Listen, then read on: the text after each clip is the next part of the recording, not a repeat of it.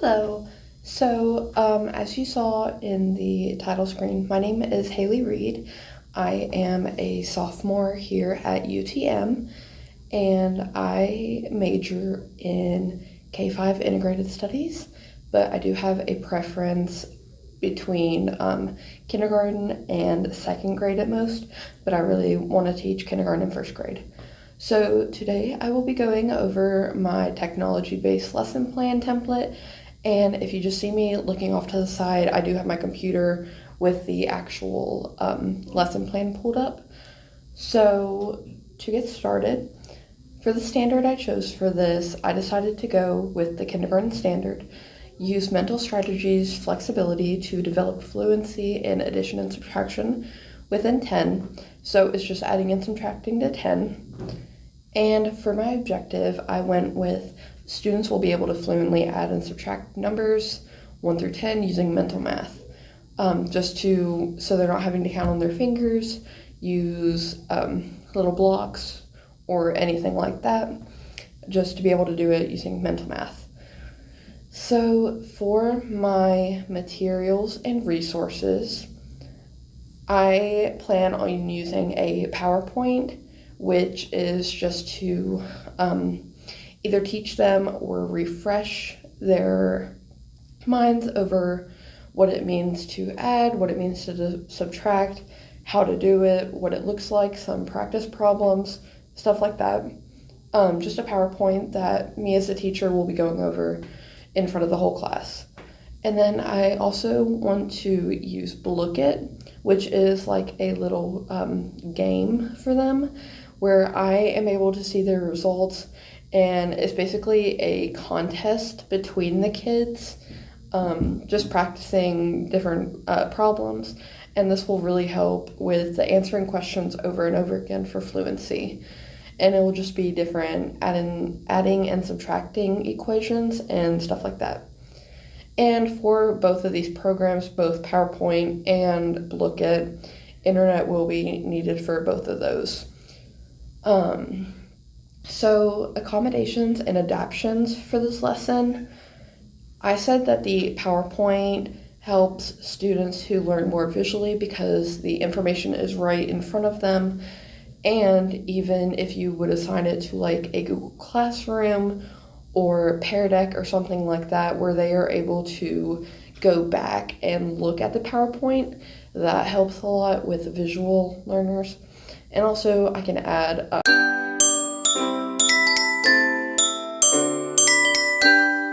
videos like Khan Academy of how to add and subtract, and different like visuals that can help them, even though I will be teaching them how to do it fluently. If on the PowerPoint, just to like teach it to them, and even as a refresher, having the little counters used for it, that would be really helpful for the visual students. And if I were to include videos, it would be helpful for auditory as well. And also I will be teaching them myself, talking about it, stuff like that, which also helps the auditory learners. And the Blookit is helpful for the students who learn best by actually doing, because it's not just them looking at me teaching. They are actually getting to do something on their own computer and being able to do it kind of at their own pace. But it helps keep them much more engaged. And something that would be a problem for me, I currently teach at an after-school program here at Martin. I'm in charge of 7 third graders, and it is hard to get them to be able to log on. You have to make sure the internet's working, you have to make sure your computers are charged. There's a lot of various factors that go into being able to even log on to the computer, much less trying to get them all able to view the PowerPoint if I assign it individually, or if they're playing the Blookit or some other game or watching a video.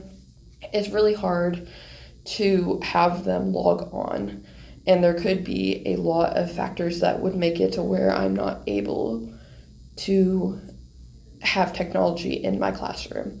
And it also depends on the school district I teach at, they might not have like 1-to-1 computer ratio.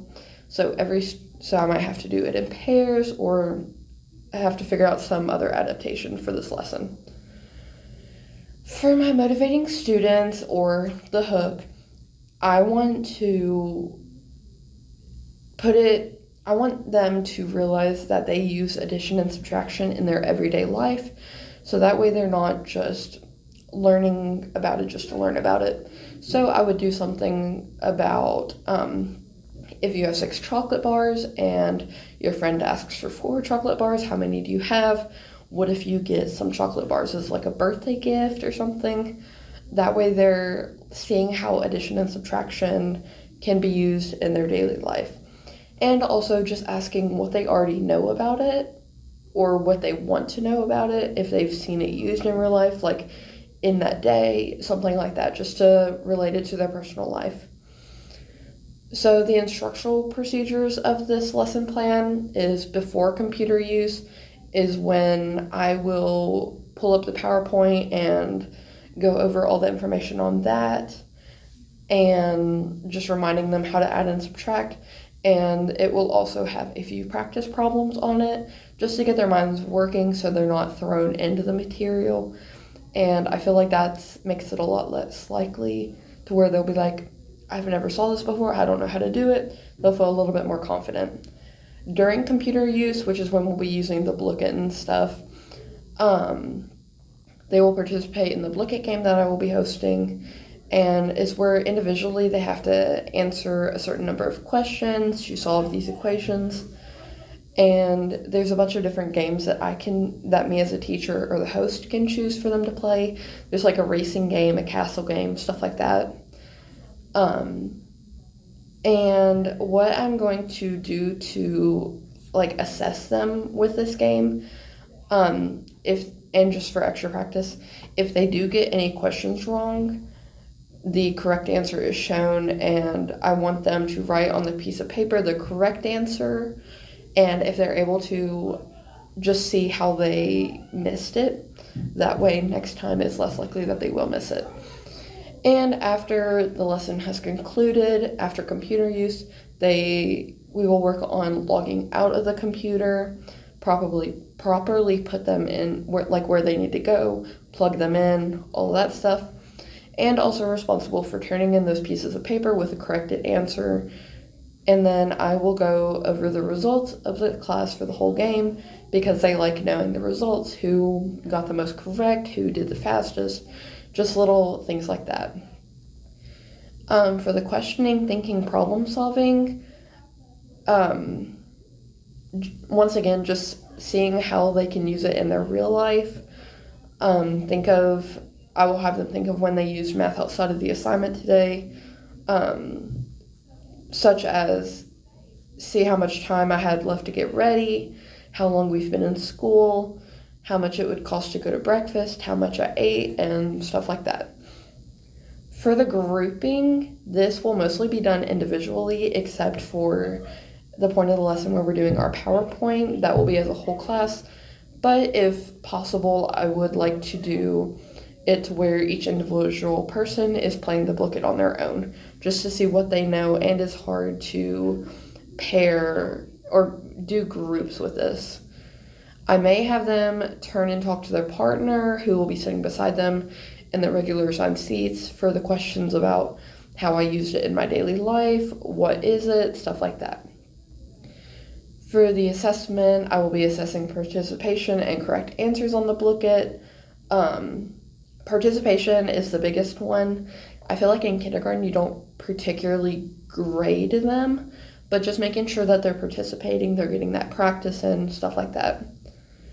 And for the closure, after turning in their sheet of paper with the corrections from the Blooket, I will give them the chance to ask any specific questions they had about a problem or anything they might not fully understand.